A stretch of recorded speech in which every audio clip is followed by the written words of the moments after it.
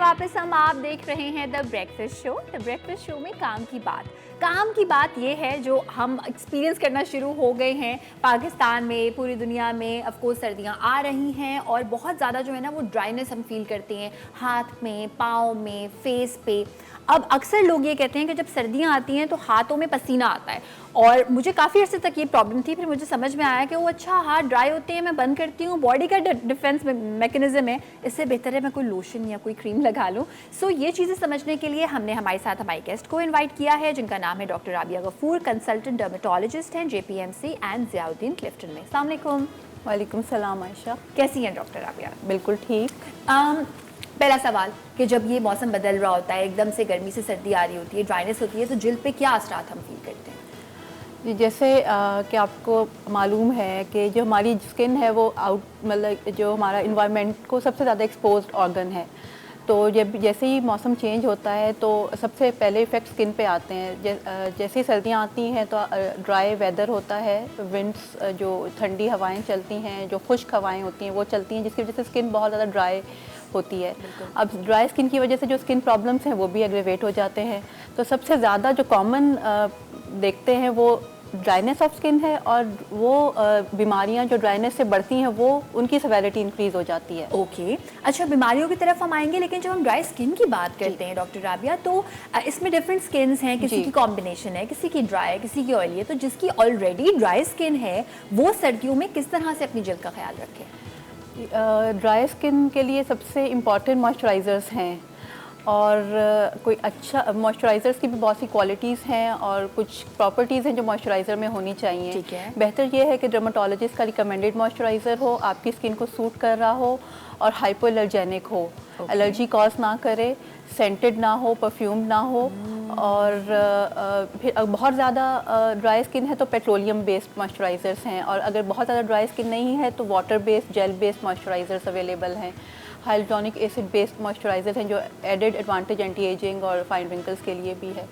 तो मॉइस्चराइज़र्स का यूज़ बहुत इंपॉर्टेंट है। इसके अलावा अगर बहुत ड्राई इन्वायरमेंट है या बहुत सर्द, कराची में तो नहीं लेकिन बहुत सर्द जो है हमारे जो नॉर्दर्न एरियाज़ हैं जहाँ बहुत ज़्यादा टेम्परेचर लो होता है और हीटिंग यूज़ होती है, इंडोर हीटिंग यूज़ होती है, हीटर्स यूज़ होते हैं, तो वहाँ पे ह्यूमिडिफायर्स का यूज़ किया जा सकता है। स्किन ड्राई होने के अलावा लिप्स ड्राइनेस का भी सर्दियों में बहुत ज़्यादा कॉमन प्रॉब्लम है। और फिर हमें लगता है हमारी टंग सोल्यूशन है, ऐसे करते हैं हम, जो कि नहीं करना चाहिए। जी, लिप लिकिंग। उसके बाद जो नेक्स्ट स्टेप होता है ड्राई लिप्स के बाद, वो लिप लिकिंग होती है। लिप लिकिंग से और ज़्यादा ड्राइनेस होती है, और cracked lips, chapped lips, even bleeding lips के साथ पेशेंट्स आते हैं। तो उसके लिए भी मॉइस्चराइजेशन बहुत ज़्यादा, लिप बाम्स और पेट्रोलियम जेली बहुत इंपॉर्टेंट है। इसके अलावा हाइड्रेट रखना, अपने आप को, अपनी बॉडी को हाइड्रेट रखना बहुत इम्पॉर्टेंट है। बिल्कुल, पानी का इस्तेमाल, जैसे लोग कहते हैं कि 8 ग्लासेस, मगर फिर अब ये भी सुनने में आया है कि डिपेंड करता है आपकी फिजिकल एक्टिविटी क्या है। तो आप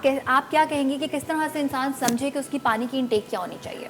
फ़िज़िकल एक्टिविटी पे भी डिपेंड करता है, मौसम पे भी डिपेंड करता है, और जेंडर पे भी, मेल्स की जो आपकी बॉडी कंपोजिशन है उस पर भी डिपेंड करता है। मेल्स की थोड़ी सी ज़्यादा होती है फीमेल से वाटर की रिक्वायरमेंट पर डे।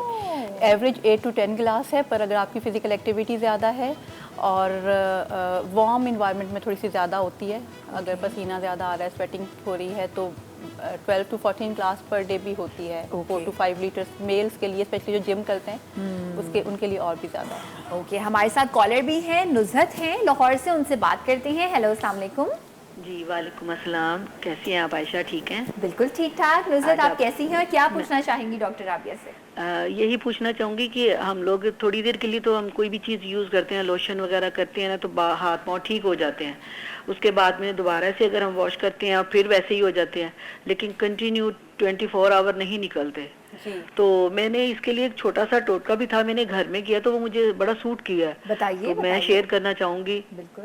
तो ऐसा है कि प्लेन बटर के अंदर आपने एक आलमंड ऑयल चम्मच छोटा टीस्पून वो डाल लें, एक कोकोनट ऑयल डाल लें, एक ग्लिसरीन का चम्मच डाल लें, और उसको अच्छी तरह मैश कर लें, क्रीम बन जाएगी। और इसको मैंने यूज़ किया, आप यकीन करें कि मेरे इतने सॉफ्ट हाथ रहे हैं बटर के अंदर, प्लेन बटर बगैर नमक के। उसको मैंने यूज़ किया, और वो कहीं पे भी आप स्किन पे, चेहरे पे भी, हाथों पे भी लगा सकते हैं। और पहले मैंने खुद अप्लाई किया है, ये नहीं है कि हाँ मैंने दूसरों को कह दिया, पहले मैंने खुद यूज़ किया तो बहुत अच्छा रहा है, लेकिन वो मसला मेरा हल हो गया है। दूसरा खुश्की का मसला जो सर में है ना, वो नहीं जा रहा, वो उसके लिए मुझे डॉक्टर साहब से पूछना है। किसके लिए, किस मसले के लिए? सर में खुश्की, डैंड्रफ है। अच्छा, डैंड्रफ के लिए, ठीक है, आपको अभी जवाब दे देते हैं। बहुत बहुत शुक्रिया। और डॉक्टर साहब पहले तो जो मैंने नुस्खा यूज किया ठीक है, ठीक है, अभी वही पूछ रही हूँ, डोंट वरी। बहुत बहुत शुक्रिया कॉल करने का। डॉक्टर साहब, इन्होंने जो वाइट बटर है उसका इस्तेमाल किया विदाउट एनी सॉल्ट, उसमें आमंड ऑयल, उसमें कोकोनट ऑयल, क्या कहेंगी आप इस तरीके के बारे में? हैंड्स इट इज़ जो बटर है वो एक वेजिटेबल ऑरिजिन का सॉरी प्लांट एनिमल ऑरिजिन का ऑयल है और ये मॉइस्चराइजर्स में आता है। ठीक है। तो और जो ऑयल्स हैं वो प्लांट ऑरिजिन के मॉइस्चराइजर्स हैं, तो आई थिंक सर्दियों में रीज़नेबल है हैंड्स एंड फीट्स के लिए, not on the face. Okay, ठीक है, क्योंकि अगर किसी की सेंसिटिव स्किन है, यू डोंट नो किस चीज़ से एलर्जी, तो बाकी आपके फेस, आप कह रही हैं हैंड्स और फीट के लिए जी सही है। और सेकेंडली अगर ड्राई स्किन, जैसे इन्होंने कहा कि बार बार ड्राई स्किन हो जाती है, थोड़ी देर बाद मॉइस्चराइज़ करते हैं फिर दोबारा ड्राई हो जाती है, उसमें कुछ चीज़ें इंपॉर्टेंट हैं। एक, आप पानी कैसा इस्तेमाल कर रहे हैं, वाटर बहुत ज़्यादा अगर हॉट वाटर होगा तो वो ज़्यादा ड्राई करेगा, ल्यूक वार्म वाटर होना चाहिए। सेकेंडली, जो आप सोप कौन सा यूज़ कर रहे हैं, कुछ सोप्स होते हैं स्पेशली एंटीसेप्टिक सोप्स, वो बहुत ज़्यादा ड्राई स्किन को करते हैं, वो उसके बाद भी ज़्यादा ड्राइनेस होगी। और उसके जो थर्डली है वो आप मॉइस्चराइज़र को बार बार यूज़ करें। और अगर आपकी ज़्यादा ड्राई है तो उसके लिए डिफरेंट मॉइस्चराइज़र है, हैवी मॉइस्चराइज़र्स हैं, कम ड्राई के लिए कम मॉइस्चराइज़र्स हैं। दूसरा क्वेश्चन इनका था डैंड्रफ के लिए। डैंड्रफ की बहुत सी कॉजेज़ हैं। एक फंगल इन्फेक्शन होती है, उससे भी डैंड्रफ बहुत ज़्यादा होती है। और अगर आप एलर्जिक हैं किसी भी चीज़ से, स्पेशली स्किन एलर्जीज़ हैं, तो तब भी ज़्यादा डैंड्रफ हो सकती है। और बहुत ज़्यादा ऑयलिंग स्कैल्प में करने से डैंड्रफ बढ़ती है, क्योंकि वो फंगल ऑर्गेनिज्म जो होता है वो ऑयली स्कैल्प में ग्रो करता है। हम ये समझ रहे होते हैं कि हम ऑयल लगा रहे हैं तो हमारी डैंड्रफ कंट्रोल हो जाएगी, बिल्कुल। लेकिन होता ये कि उस वक्त लगता है ऑयल की वजह से, लेकिन जैसे आप वॉश करते हैं उसके बाद फंगल ग्रोथ ज़्यादा होती है, उसके सवेयर हो जाती है ज़्यादा डैंड्रफ। तो एंटी डैंड्रफ शैम्पूज़ कुछ हैं, और ऑयलिंग ज़्यादा ना करें, ज़्यादा देर तक ऑयल अप्लाई ना करें। अच्छा, ज़्यादा से मुराद आपकी क्या है कि हफ्ते में कितनी दिन करें तो आप कहेंगे? ट्वाइस अ वीक करें, लेकिन not more than half an hour, like overnight और पूरा दिन ऑयल।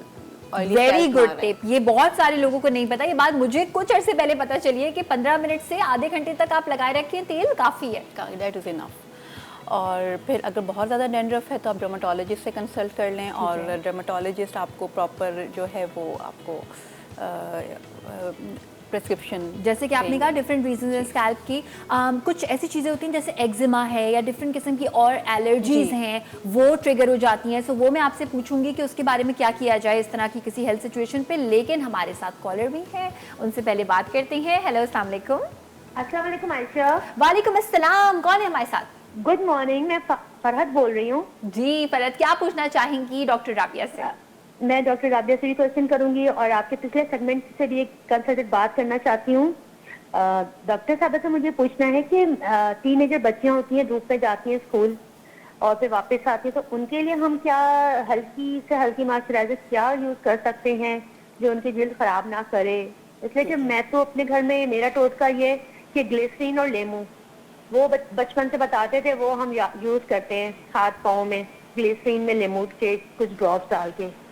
बेसन और लीमू, ठीक है, अभी बता देती हूँ। ग्लिसरीन में लेमू। और आयशा, मुझे कहना था कि एक और मेरे काम की बात ये थी कि ये शायद सबको पता ना हो कि ब्रेड जो है, डबल रोटी, 3 दिन उसकी एक्सपायरी होती है, 3 दिन के बाद इस्तेमाल नहीं करनी चाहिए। बिल्कुल। और क्या ये बात सही है मेरी? और आप भी मुझे बताइएगा, बाज लोग फ्रिज में रख के यूज कर रहे होते हैं। बिल्कुल, बहुत बहुत शुक्रिया कॉल करने का, मुझे बड़ी अच्छी लगी। काम की बात पे उन्होंने काम की बात ही की, हमारे सेगमेंट का नाम भी काम की बात है। मैं आपको मेरे वाले सवाल का जवाब देती हूँ, फिर हम चलते हैं आपके दूसरे सवाल की तरफ कि आप बिल्कुल सही कह रही हैं। 3 दिन के बाद बेसिकली क्या होता है कि जब ब्रेड बेक होती है तो ऑफकोर्स उसमें पानी का, मॉइस्चर का एक कंटेंट होता है, राइट? सो हमें वो अच्छा वाला बैक्टीरिया चाहिए, बुरा वाला नहीं चाहिए। आप अमूमन नोट करेंगे, चाहे फ्रिज में भी रखी जाए, थोड़े अरसे के बाद कहीं ना कहीं उसमें ग्रीन कुछ लगा हुआ नजर आता है, नहीं भी आता तो 3 दिन के बाद यूज़ ना करें। और अगर आपको करना है 3 दिन के बाद यूज़, तो मैंने जिस तरह से अपने सेगमेंट में बताया था कि उसको फ्रीज़ कर दें। फ्रीज़ करेंगे तो बहुत लंबी चलती है ब्रेड, नो प्रॉब्लम, आप उसको आराम से 1 महीने तक इस्तेमाल कर सकते हैं अगर फ्रीज़ करेंगे। चलते हैं डॉक्टर राबिया आपके क्वेश्चन की जाने कि बेसन और लीमू ये ड्राई करेगा, मॉइस्चराइज करेगा, ग्लिसरीन भी है। ग्लिसरीन और लेमन, ये तो I think everyone has used in childhood. हमने भी यूज़ किया ग्लिसरीन, लेमन और रोज़ वाटर का एक कॉम्बिनेशन बनाते थे और वो यूज़ होता था। I think it is a good moisturiser, can be used if there is no skin problem, because lemon can irritate the skin. Lemon तो प्रॉपर के कंपोजिशन इंपॉर्टेंट है, लेकिन बहुत अच्छे मॉइस्चराइजर मार्केट में भी अब अवेलेबल हैं, हाइपोअलर्जेनिक, जो कोई एलर्जीज नहीं करते, यंग एज के लिए बहुत सूटेबल हैं और वो यूज़ करें। हमारे कुछ लोकल ब्रांड्स भी हैं जो कि बड़ा कमाल काम कर रहे हैं, इस पे बड़े शौक से हम लोग इसको इस्तेमाल करते हैं। अच्छा, मुझे ये बताइए कि जब हम ड्राई स्किन पे कुछ मॉइस्चराइज़र लगाते हैं, बेहतरीन टाइम क्या है वो मॉइस्चराइज़र लगाने का? लाइक मुंह धोने के बाद, ऐसे ही बस याद आया तो लगा लिया? जी, मॉइस्चराइज़र लगाने का अगर बहुत ज़्यादा ड्राई स्किन है तो मॉइस्चराइज़र लगाने का बेस्ट टाइम जो है immediately after washing the face है, क्योंकि जो थोड़ा सा मॉइस्चर आपको ऑलरेडी जो पानी है, वाटर है, वो लगा हुआ है, तो उसके ऊपर लगाएंगे तो वो एब्जॉर्ब हो जाएगा, और वो जो वाटर मॉइस्चराइज़र है जो ऑलरेडी लगा हुआ है वो एब्जॉर्ब हो जाएगा स्किन में, और आपकी स्किन ज़्यादा देर तक मॉइस्चराइज रहेगी। ओके। अच्छा, क्योंकि हमारी टीनेजर बच्चियां बहुत सारे शोज इस तरह शौक से देखती हैं, माएँ उनके लिए देखती हैं, तो एक बार मैं चाहूँगी आप दोबारा बता दें जो भी आपने बताया था टीनेजर के लिए, कि आपने कहा था कि उस मॉइस्चराइज़र में क्या खसूसियत होनी चाहिए? हाइपो एलर्जेनिक होना चाहिए, एलर्जीज नॉन सेंटेड होना चाहिए, परफ्यूम ना हो उसके अंदर कोई, और एलर्जीज कॉज ना करे। ठीक है। तो ऐसा मॉइस्चराइज़र सबसे बेहतर है। जब हम सर्दियों की बात करते हैं, हर चीज़ का ख्याल रख लिया डॉक्टर राबिया, लेकिन पाँव जब हम किसी के देखते हैं, हम कहते हैं ओहो पाँव का तो ख्याल नहीं रखा। तो कितना ज़रूरी है कि पाँव को मॉइस्चराइज करना या पेडिक्योर करना मर्द के लिए, औरत के लिए, सर्दियों के सीज़न में कितना ज़रूरी है? पाँव निगलेक्टेड पार्ट होता है यूजुअली हमारे हाउस होल्ड लेडीज़ में, तो पाँव सर्दियों में क्रैक हील्स का प्रॉब्लम बहुत ज़्यादा देखने में आता है। तो क्रैक हील्स के लिए कुछ moisturisation after soaking the feet, आप पहले सोक करें कुछ मिनट के लिए ल्यूक वार्म वाटर में, और उसके बाद उसको क्लीन करके आप कोई मॉइस्चराइज़र्स, कुछ यूरिया बेस्ड क्रीम्स हैं जो फुट क्रीम्स होती हैं, वो अप्लाई करें अगर बिफोर गोइंग टू बेड, सोने से पहले, तो आपके पाँव काफ़ी क्रैक्ड हील्स का और ड्राई फीट का प्रॉब्लम सॉल्व हो जाएगा। दूसरा, हीटर के सामने बैठना, अगेन उसे भी मॉइस्चर लूज़ होता है और ड्राई स्किन होती है। तो आप मॉइस्चराइज़ 2 से 3 दफ़ा मॉइस्चराइज़ करें फीट, पाँव को, और पानी में सोक ज़रूर करें, उससे बहुत बेहतर रहेंगे। अच्छा, मुझे ये भी बताइए कि अब ना हमें छोटी छोटी बॉटल्स में, मैं नाम नहीं ले सकती कंपनी का, लेकिन उसमें एक पे लिखा है नाइसिनामाइड, एक में लिखा है ये वाला एसिड, वो वाला एसिड, लैक्टिक एसिड, तो सबसे ज़्यादा मॉइस्चर, कोई इसमें से आप ऐसा बताना चाहेंगी कि ये चीज़ हर स्किन टाइप को सूट करती है, या इसमें भी स्किन टाइप है कि क्या ज़्यादा आपको मॉइस्चराइज करेगा? नहीं, स्किन टाइप्स के लिहाज से ही मॉइस्चराइज़र होता है। अगर आपकी एक्जिमा प्रोन स्किन है तो लैक्टिक एसिड वाले मॉइस्चराइज़र्स बेहतर हैं। ठीक है। और अगर बहुत ड्राई और क्रैक्ड स्किन है तो यूरिया बेस्ड मॉइस्चराइज़र, फिर यूरिया की कॉन्सेंट्रेशन भी इंपॉर्टेंट है। ओके। 5% है या 10% है, तो बेहतर है कि आप डर्माटोलॉजिस्ट की प्रिस्क्रिप्शन से और उससे मशवरा करने के बाद इस्तेमाल करें, और ताकि वो आपकी स्किन को सूट करे चीज़। ठीक है। कायनात भी हमारे साथ मौजूद है कराची से, उनसे बात करती हैं। हेलो, अस्सलाम वालेकुम। वालेकुम अस्सलाम, कैसी हैं आयशा? बिल्कुल ठीक ठाक। कायनात, आप कैसी हैं और क्या सवाल पूछना चाहेंगी डॉक्टर आप? अल्हम्दुलिल्लाह आयशा, मैं आपकी रेगुलर कॉलर बन गई हूँ और अक्सर कॉल करती हूँ। आज भी टॉपिक बहुत अच्छा है और हमारे लिए तो बहुत ही फायदेमंद है, इसलिए कि सारे प्रॉब्लम ये सारी हमें फेस करने पड़ते हैं सर्दियों में, है ना। आप कैसे ख्याल रखती हैं अपना, ये बताएं। मैं ख्याल रखती हूँ, मैं ये एलमंड ऑयल यूज करती हूँ। ठीक है। मेरे पास एलमंड ऑयल थोड़ा सा मैं फेस पे यूज करती हूँ मॉइस्चराइजर के तौर पे। ठीक है।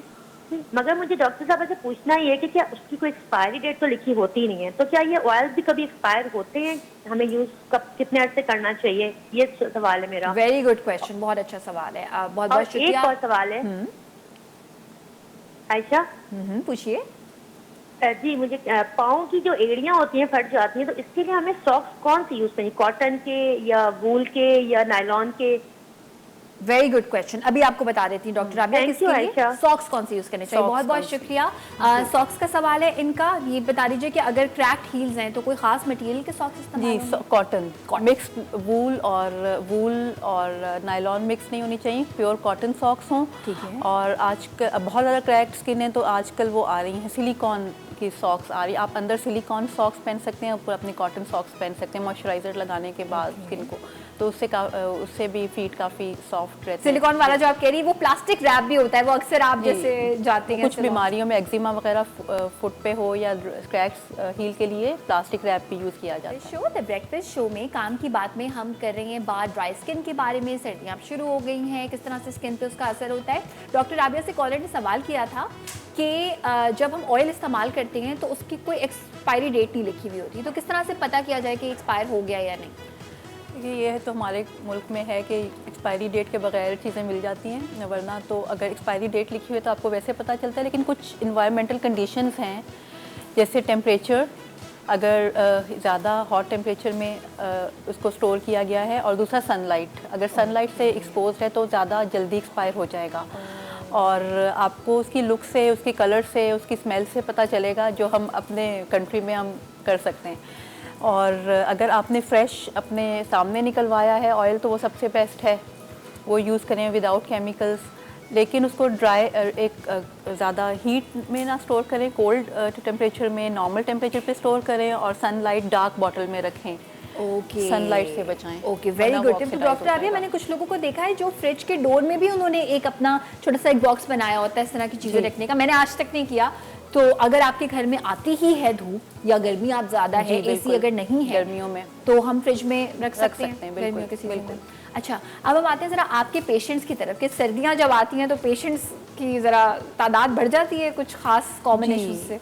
सबसे ज़्यादा जो सर्दियों में स्किन प्रॉब्लम, स्किन डिजीज़ बढ़ती है वो एक्जिमा है। ओके, एक्जिमा हर एज में होता है, इन्फेंट से लेके 2 मंथ्स के इन्फेंट से लेके 80 इयर्स की एज तक हर एज में एक्जिमा होता है, और हर किस्म का एक्जिमा होता है।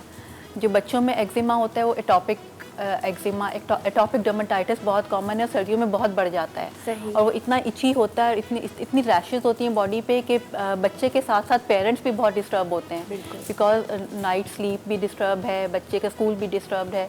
तो उसके वो विंटर्स में ड्राई सीज़न की वजह से, ड्राई मौसम की वजह से एग्रीवेट होता है ये।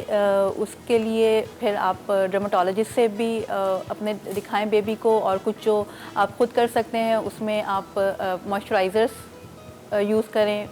बेसिक प्रॉब्लम एक्जिमा में मॉइस्चराइजेशन का होता है, तो मॉइस्चराइज़र्स जितना जो हाइपोअलर्जेनिक अगेन के वो जो डॉक्टर ने प्रिस्क्राइब किया है उसको बार बार यूज़ करें। वुलन कपड़ा डायरेक्ट स्किन पे ना पहनाएं बच्चे को।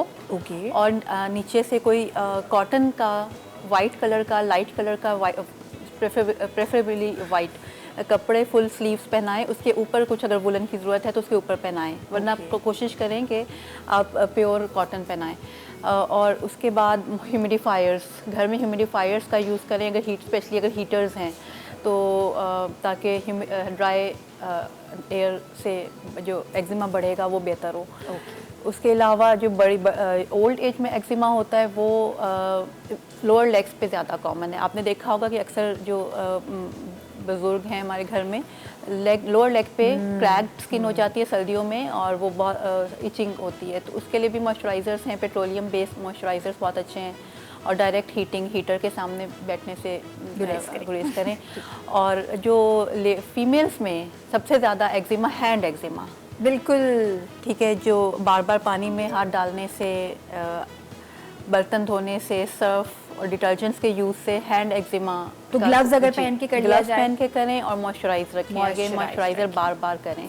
Every time you wash your hand, moisturise. ठीक है। अच्छा, मैंने बहुत सारे किचन काउंटर्स पे देखा है कि मॉइस्चराइजर भी साथ में ही रखा हुआ होता है, जहाँ पे डिश वॉशिंग बार रखी हुई होती है। और इसके साथ साथ इकरा है हमारे साथ मुल्तान से, उनसे बात करते हैं। हेलो, अस्सलाम वालेकुम।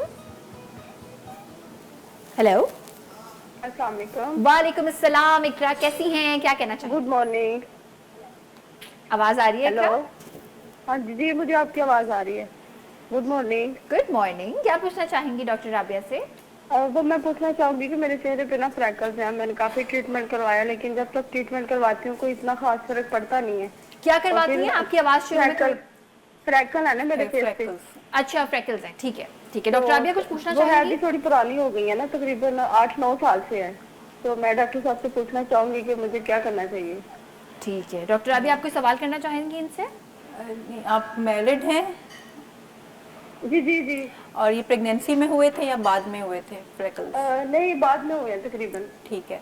ठीक है, बहुत बहुत शुक्रिया आपको। अभी हम जवाब दे देते हैं। बहुत बहुत शुक्रिया जी डॉक्टर राबिया। फ्रेकल्स भी हमारे मुल्क में कॉमन प्रॉब्लम है, काफ़ी लेडीज़ आती हैं और this is the most difficult problem to treat. Okay, जो पिगमेंटेशन, हाइपर पिगमेंटेशन और फ्रेकल्स, बिकॉज पिगमेंटेशन हमेशा वापस आ जाती है और डॉक्टर्स कुछ जो भी क्रीम्स और मेडिसिन जो भी देते हैं उनको कुछ टाइम तक पेशेंट यूज़ करते हैं फिर छोड़ देते हैं। और सबसे इम्पॉर्टेंट चीज़ जो सन प्रोटेक्शन है वो नहीं करते, उसको फॉलो नहीं करते। तो आपके लिए बेहतर ये है कि जो भी सन ब्लॉक दिया है डॉक्टर ने उसको रेगुलर यूज़ करें। सन ना सिर्फ सन में जाने से पहले बल्कि अल्ट्रा वायलेट रेज कहीं से भी आ रही हो, चाहे वो आपका अगर कंप्यूटर स्क्रीन का काम है, कंप्यूटर पे आप लैपटॉप पे ज़्यादा बैठते हैं या ज़्यादा लाइट्स ज़्यादा हैं, फोन पे भी rule apply. Oh my God, मतलब हम हर वक्त सन ब्लॉक में डूबे रहे। तो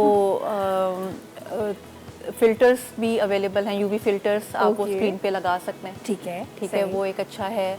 और जब पिगमेंटेशन वापस आ सकती है, पिगमेंटेशन की ट्रीटमेंट के बाद या फ्रेकल्स की ट्रीटमेंट के बाद मेंटेनेंस थेरेपी चाहिए होती है। कुछ ऐसी चीज़ें, विटामिन सी क्रीम्स या कुछ ऐसी, और सन ब्लॉक जो कि आपको हमेशा यूज़ करना है, सही, ताकि वो दोबारा ना हो। पिगमेंटेशन के भी सेवेरिटी के लिहाज से जितना ज़्यादा पिगमेंटेशन है, फ्रेकल्स हैं, उसके लिहाज से बहुत सारी ट्रीटमेंट ऑप्शंस हैं। ओरल मेडिसिन भी हैं, लगाने की मेडिसिन भी हैं, लगाने की ज़्यादातर इतनी ज़्यादा इफेक्टिव नहीं होती। फिर अब लेज़र ट्रीटमेंट्स भी पिगमेंटेशन के लिए हैं। कुछ केमिकल पील्स अगर आपकी स्किन के लिए सूटेबल है तब, कुछ केमिकल पील्स हैं, तो ट्रीटमेंट्स अवेलेबल हैं। ठीक है, लेकिन उसकी लॉन्ग टर्म मेंटेनेंस ज़रूरी है। मेंटेनेंस तो करनी पड़ेगी आपको खुद। शानजे है लाहौर से, उनसे बात करती हैं। हेलो, अस्सलाम वालेकुम। वालेकुम अस्सलाम, कैसी हैं आयशा आप? ठीक ठाक? बिल्कुल ठीक ठाक। शानजे, आप कैसी हैं और क्या पूछना चाहेंगी डॉक्टर राबिया से? पूछने की तो वैसे कोई ज़रूरत नहीं है, क्योंकि यहाँ पे हर चीज़ का हल डॉक्टर साहब बताती जा रही है, हम सुनते जा रहे हैं। शो बहुत अच्छा है, हर चीज़ का हमें बहुत अच्छी बात है कि हमें बगैर पूछी जो लोग पूछ रहे हैं सबको यही कुछ ना कुछ मसले होते हैं, उसके बारे में हमें पता चल गया है। सिर्फ एक सवाल मेरा ऐसा है कि सर्दियों में सोप यूज़ करना चाहिए या फेस वॉश करना चाहिए, और फेस वॉश भी कौन सा होना चाहिए, नीम वाला या अक्सर होता है हमारी स्किन के हवाले से डॉक्टर से पूछ के फेस वॉश यूज़ करें, या साबुन जो मॉइस्चराइजिंग कर सके हमारी स्किन को? बस ये दो चीज़ें। Very good question, very good question जी, बहुत ही अच्छा क्वेश्चन है और यही पॉइंट आई थिंक रह गया था, बिल्कुल रह गया था डिस्कशन में। तो फेस वॉश करें या सोप यूज़ करें सर्दियों में? अच्छा, सर्दियों में अगर आपकी ड्राई स्किन है तो कुछ नॉन सोप वॉशेस क्लींजर्स आते हैं, ठीक है, जिसमें सोप नहीं होता बट वो क्लीन करते हैं। मगर डॉक्टर राबिया, जब तक झाग नहीं बनती हमें मजा नहीं आता। हम कहते हैं तो झाग वो बननी आपको चाहिए। थोड़ा सा वो खुद अपना तो नहीं मजा बनेगी कम झाग। करना पड़ेगा। तो अगर आपकी ड्राई स्किन है तो नॉन बहुत अच्छा ब्रांड है जो मैं नाम तो नहीं लूँगी, लेकिन डर्मा क्लिनजर उसका बहुत अच्छा है, नॉन सोप क्लिनजर ठीक है और वो यूज़ करें। सोप आपकी स्किन को और ड्राई करेगा, सही, चाहे वो कोई भी सोप हो, सो एक आध ब्रांड के जो मॉइस्चराइजर जिसमें ब्रांड वो है, क्रीम मिली हुई होती है। ठीक है।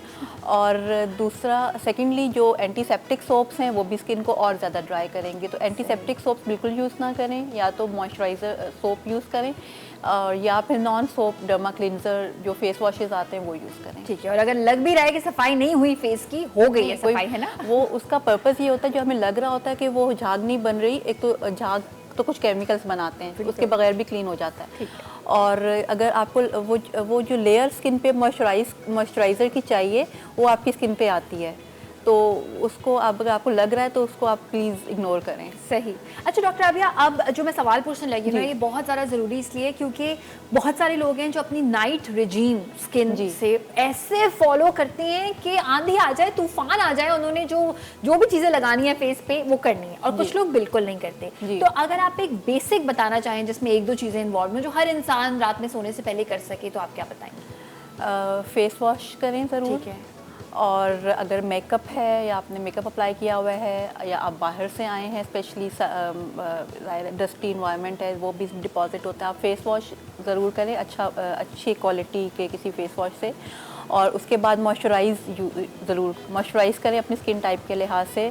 अगर आपकी ड्राई स्किन है तो थोड़ा सा हैवी मॉइस्चराइज़र होगा, अगर आपकी नॉर्मल या कॉम्बिनेशन स्किन है तो आप हाइलुरोनिक एसिड बेस्ड या water gel based moisturiser use करें। ये बहुत बेसिक स्टेप है। ठीक है, अमरीन भी है हमारे साथ, कॉल्स हैं आज तो देखते हैं वो आपसे क्या सवाल करती हैं। हेलो, अस्सलाम वालेकुम।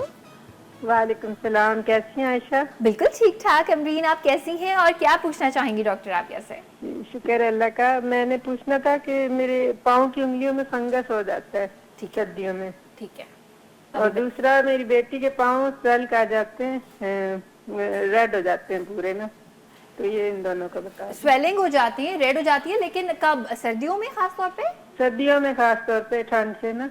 ठीक है जी, ठीक है। वो चल आपकी नहीं बेटी सकती, आपका जूता नहीं पहन सकती। सिटी क्या है आपका? रावलपिंडी। पिंडी में रहते हैं और सर्दियों में स्वेल करते हैं। एज क्या है बेटी की? उनकी एज है 15 ईयर्स। और कब से हो रहे हैं ये प्रॉब्लम? जब से पिंडी शिफ्ट हुआ ना 8 ईयर से। 8 ईयर से हो रहा है। ठीक है, अच्छा इसमें ठीक है, बहुत बहुत शुक्रिया कॉल करने का। अभी आपको डॉक्टर राबिया जवाब देती हैं डिटेल से। जी, इन्होंने 2 क्वेश्चन पूछे हैं। एक इनका अपना था, सॉरी इनका जो अपना था वो फंगस हो जाता है। फंगल इन्फेक्शन, जी। उसके लिए फंगल इन्फेक्शन पाँव की उंगलियों के बीच में ज़्यादा मॉइस्चर की वजह से होता है, और अगर आपको डायबिटीज़ है या कोई ऐसा प्रॉब्लम है, ओवरवेट हैं, तो ज़्यादा चांसेस हैं। सर्दियों में एक सॉक्स भी पहनी जाती हैं, उसकी वजह से भी ज़्यादा क्लोज रहता है, बंद रहती हैं उंगलियां, उसकी वजह से फंगल इन्फेक्शन होता है। उसके लिए कुछ एंटी फंगल क्रीम्स हैं, और अगर ज़्यादा है तो एंटी फंगल जो है टैबलेट्स या की ज़रूरत पड़ सकती है। सेकेंडली, जो नॉर्मल रूटीन केयर है तो उसमें आप जब पाँव धोएंगे, वज़ू करेंगे, तो उसके बाद आप एक अलग टॉवल फीट के लिए रखेंगे और उसको इंटरडिजिटल जो स्पेसेस हैं पाँव के उंगलियों के बीच से क्लीन करेंगे, और कोशिश करें कि ज़्यादा टाइम तक कोई बंद शूज़ ना पहने। दूसरी प्रॉब्लम जो इनकी बेटी के पाँव रेड होने की थी, वो परनियोसिस कहते हैं उस प्रॉब्लम को, जो बहुत ज़्यादा सर्द मौसम में यंग लड़कियों को होता है, और इसमें स्वेलिंग भी होती है और रेड हो जाते हैं। तो उसके लिए वार्म रखना पाँव को ज़रूरी है। उसमें आप सॉक्स पहन के रखें, इन्वायरमेंट वार्म हो, कमरा वार्म हो। तो फिर और कुछ अगर बहुत ज़्यादा परनियोसिस है, बहुत ज़्यादा प्रॉब्लम है, तो मेडिकेशंस भी हैं उसके लिए। उसमें बेसिकली होता ये है कि सर्दी में ब्लड वेसल्स कंस्ट्रिक्ट हो जाती हैं, ब्लड सप्लाई कम हो जाती है, जिसकी वजह से स्वेलिंग और पेन होती है। तो वो कुछ ऐसी मेडिसिन हैं जो कि ब्लड सप्लाई को बेहतर करती हैं। तो आप डर्मेटोलॉजिस्ट को दिखाएं, वो आपको प्रिस्क्राइब करेगा। और दूसरी इंपॉर्टेंट चीज़ ये है कि कुछ और भी चीज़ें देखना ज़रूरी है इस प्रॉब्लम में, तो बेहतर ये है कि आप डर्मेटोलॉजिस्ट को दिखाएं। ठीक है। अच्छा, हम मॉइस्चराइजिंग की जो बात कर रहे थे, फेस की हमने बात की, हमने पाँव की बात की। अक्सर लोग अपने आर्म्स को, टांगों को बिल्कुल कम्प्लीटली इग्नोर कर देते हैं। और आर्म्स पे मैं एक ज़माने में किसी और चैनल पे कुछ मॉर्निंग शो किया करती थी, हम एक दूसरे के आर्म्स देखते थे कि किसकी सबसे ज़्यादा ड्राई है, बिकॉज एकदम अगर आप नाखून लगाते हैं तो पता चल जाता है। सो आर्म्स को मॉइस्चराइज करना कितना ज़रूरी है? आर्म्स को मॉइस्चराइज़र उतना ज़रूरी है जितना फेस को करना है। और आप जब भी फेस पे मॉइस्चराइज़र लगाएं तो आर्म्स एल्बोस तक, एटलीस्ट हैंड्स और आर्म्स तक लगाएं। तो ये इम्पॉर्टेंट है। ठीक है, बहुत बहुत शुक्रिया डॉक्टर राबिया आपका। आपने बहुत सारे लोगों को उनकी स्किन टाइप देखे बगैर उसके हिसाब से जो बताया है, बहुत बहुत शुक्रिया। Thank you Ayesha, thank you very much. और एक बात मैं आपसे कहना चाहती हूँ, वो ये कि अगर तो आपकी स्किन ऑयली है, कोई सी भी स्किन टाइप है, खास एज के बाद आपको मॉइस्चराइजिंग की, सनब्लॉक की तो ज़रूरत है ही है, मॉइस्चराइजिंग की भी ज़रूरत है। Always go to a dermatologist, अपनी स्किन उनको दिखाएं, उनसे पूछें कौन सा फेस वॉश इस्तेमाल करना है, कौन सी चीज़ें, क्योंकि जैसे जैसे एज आपकी बढ़ती है ऑफ कोर्स वैसे वैसे फेस पे भी नजर आना शुरू हो जाता है। अगर आप अपना ख्याल नहीं रखेंगे ना, और मेकअप कितना भी लगा लें, कुछ फर्क नहीं पड़ेगा। वो स्किन उसमें से निकल के आपको बताएगी कि नहीं मैं बिल्कुल भी हेल्दी नहीं हूँ।